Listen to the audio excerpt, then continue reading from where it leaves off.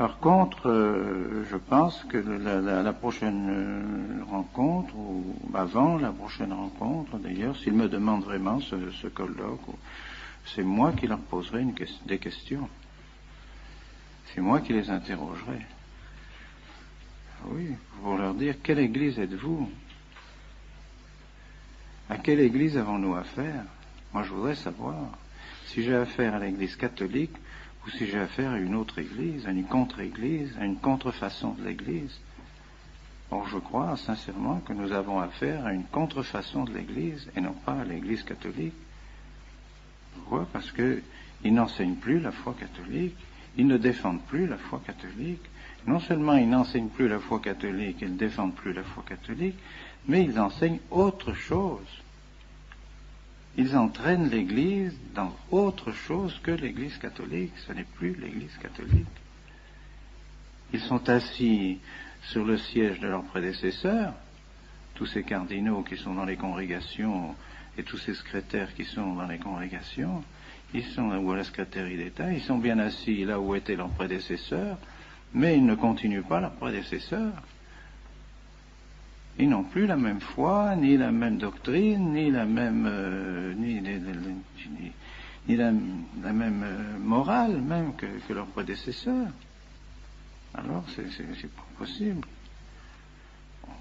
Et principalement, leur grande erreur, c'est l'œcuménisme. Et l'œcuménisme, ils enseignent un œcuménisme qui est contraire à la foi catholique.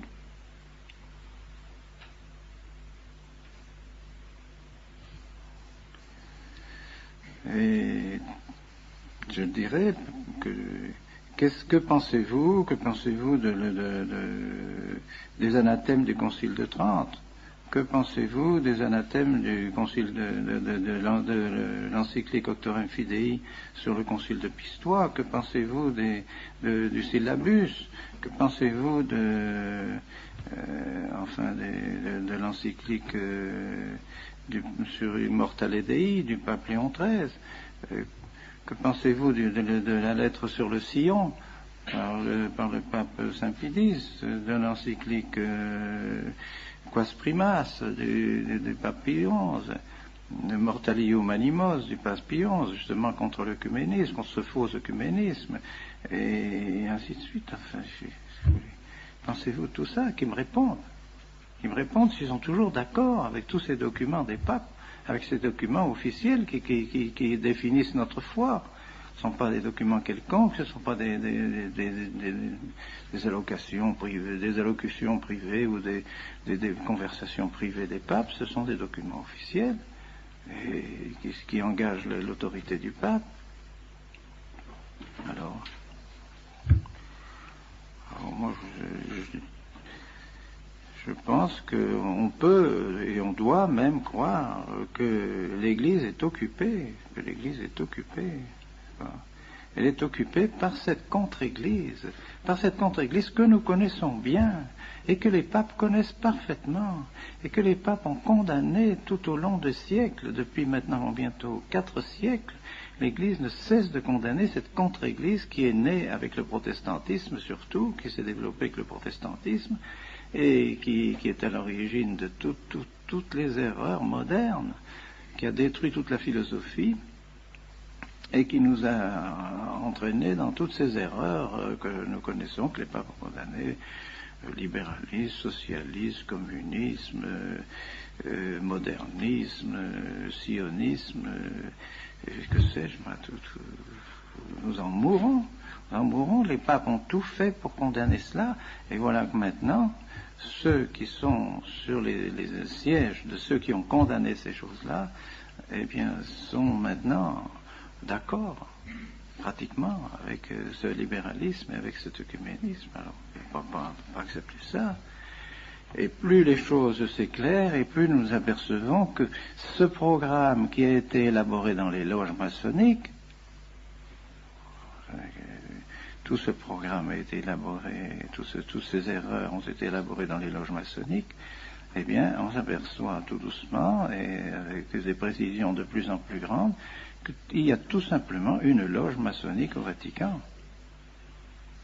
Et que maintenant, quand on se trouve devant un secrétaire de congrégation ou un cardinal qui se trouve assis dans le siège, à la place, dans le bureau, où se trouvaient de saints cardinaux, et des cardinaux qui avaient la foi, qui défendaient la foi de l'Église et qui étaient des hommes d'Église, on se trouve devant un franc-maçon. Alors, est-ce que c'est la même chose? Alors c'est bien, ils brandissent la même obéissance. Oui, autrefois, on nous disait d'obéir à la foi, on nous faisait faire le serment antimoderniste, on nous faisait faire les professions de foi, et tout ça. Maintenant, ces gens-là, qu'est-ce qu'ils font? Quelle foi ils nous demandent de professer? C'est plus la même. Alors on brandit toujours obéissance, obéissance, obéissance. Ah oui, mais quand même. Obéissance à l'Église, oui. Obéissance à ce que l'Église a toujours commandé, oui. Obéissance à la foi de l'Église, oui. Mais obéissance à la franc-maçonnerie, non. Ben non. Ben, c'est ça, c'est sûr. Et dernièrement, donc, on m'a apporté des documents qui semblent tout à fait véridiques. Des documents qui montrent des correspondances entre Bounini et le grand maître de la maçonnerie sur toute la réforme liturgique. Avec elle, le grand maître de la maçonnerie demande à Bounini d'appliquer la réforme du fameux Rocca, les prêtres apostats, Rocca, qui, lui, avait prédit déjà tout ce qui devait se faire et avait déjà prévu tout ce qui devait se faire lorsque le Vatican serait occupé par la maçonnerie. Voilà ce qu'il faut faire. Et alors maintenant, le grand maître de la maçonnerie demande à Bounini d'appliquer cela. Et le grand principe dit il faut arriver à la naturalisazione, comme il dit, naturalisazione dell'incarnazione. Donc désurnaturaliser l'incarnation. Donc on arrive au naturalisme. Il faut naturalisme. Et que cela, il faut appliquer les principes de la langue vernaculaire, de la démultiplicité des rites, de la multiplicité de la liturgie, pour rendre la liturgie complètement confuse et mettre la confusion partout. Et les oppositions entre les différents rites. Alors Bounini répond qu'il est tout à fait d'accord. C'est tout à fait d'accord pour cela, mais qu'il faudra un certain temps, il faudra peut-être 10 ans, mais en l'espace de 10 ans, il y arrivera, et que la confiance que lui accorde particulièrement le cardinal Lercaro et même le pape Paul VI, avec cette confiance qu'il a, il est assuré de pouvoir arriver à ses fins. Et il nomme tous ceux avec lesquels il travaillera dans la curie romaine, tous ceux qui, eux aussi, ont des attaches à la maçonnerie, alors qu'il pourra travailler avec eux, mais il faudra en placer certains, il faudra les mettre dans certaines congrégations, afin de pouvoir mener le travail à bien. Il faut que toutes les congrégations soient plus ou moins infiltrées, noyautées par des membres de la maçonnerie, qu'il nomme un tel, un tel, un tel. Il faudra chasser celui-ci, parce que celui-là nous gêne, il est contre nous, alors il faudra le faire mettre dehors. Il faudra supprimer la congrégation des rites, mais c'est pas la congrégation des rites, c'est la congrégation des sacrements, et il a réussi à supprimer la congrégation des sacrements pour tout mettre sous la congrégation des rites, par conséquent tout mettre sous son autorité. Tout ça, il le dit dans les lettres au grand maître de la maçonnerie. Alors, qu'est-ce que vous voulez?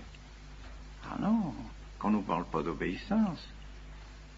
On va bien obéir, bien sûr, nous sommes les plus obéissants à l'Église et à tout ce que l'Église a toujours enseigné, toujours voulu, mais pas à des hommes qui travaillent à la destruction de l'Église à l'intérieur de l'Église. L'ennemi est à l'intérieur de l'Église, le papidis l'avait annoncé, la Salette l'avait annoncé, le Fatima l'a annoncé, tout est annoncé de manière publique. On sait que l'ennemi va s'introduire à l'intérieur de l'Église. Eh bien, il y est. Alors qu'ils ne viennent pas demander, il faut arrêter les ordinations. Qui demande d'arrêter les ordinations? Qui demande de ne plus faire de bons prêtres? Qui? C'est le Saint-Esprit ou c'est le diable? C'est clair, quoi. C'est clair. Est-ce que un pouvoir normal dans l'Église peut demander à un évêque de ne plus faire de bons prêtres? Est-ce qu'un pouvoir normal dans l'Église peut demander une chose pareille? Peut demander de supprimer les séminaires, des séminaires qu'ils savent, bon, ils le savent, ils l'ont dit, c'était des bons séminaires. Ils savent que la doctrine qu'on vous enseigne est la vraie doctrine. Ils le savent. Ils l'ont écrit. Ils savent parfaitement. Ils l'ont écrit dans le rapport des visiteurs. Les visiteurs l'ont dit, ont fait un excellent rapport en faveur du séminaire. C'est ce que le cardinal Garonne m'a dit à moi-même quand il m'a demandé de venir à Rome. Il a dit, oui, le rapport est bon, nous savons que le séminaire est bon, etc. Alors, pourquoi fermer le séminaire? Tout simplement parce que nous ne voulons pas suivre ces orientations maçonniques de l'œcuménisme, toutes ces orientations nouvelles qui ont été forgées dans les loges maçonniques. Alors on veut fermer le séminaire. Mais non, c'est pas possible. Ça vient pas du Saint-Esprit, ça vient pas de l'Église. C'est pas l'Église qui nous demande de fermer le séminaire. C'est pas l'Église. C'est pas le pape en tant que pape. Ce sont pas ceux qui sont en tant qu'ils sont vraiment les successeurs de ceux qui étaient avant eux, non.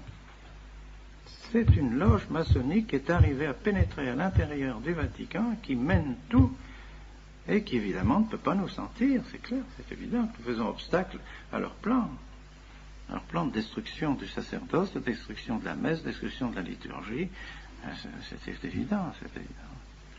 Alors est-ce que nous devons obéir? Moi je crois en conscience devant mon Dieu, quand il me dit réfléchissez bien en conscience devant Dieu ce que vous faites, ben oui, j'ai tout réfléchi devant mon Dieu. Si je me trompe, que le bon Dieu me donne la lumière pour me montrer que je me trompe, je ne crois pas. Je crois vraiment que, en faisant ce que je fais, et en ordonnant les prêtres que je vais ordonner, je crois que je sers l'Église. Je sers l'Église, je ne le ferais pas si j'avais seulement un instant la pensée que ça pouvait être contraire au bien de l'Église. Je m'abstiendrais bien sûr de faire des choses pareilles, c'est trop grave. C'est bien le contraire. Enfin, les faits sont évidents maintenant. Les effets de cette réforme et de cette persécution de l'Église à l'intérieur de l'Église sont clairs, tout le monde. Ça devient de plus en plus clair.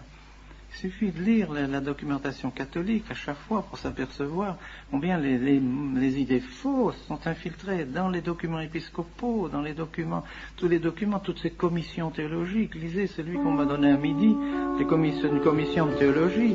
Mais c'est plein d'erreurs, plein d'erreurs. C'est un esprit faux, un esprit qui n'est pas du tout l'esprit de l'Église. Alors, c'est pour ça que nous n'hésitons pas un instant, et j'espère que le bon Dieu continuera à nous bénir. Continuera à nous bénir.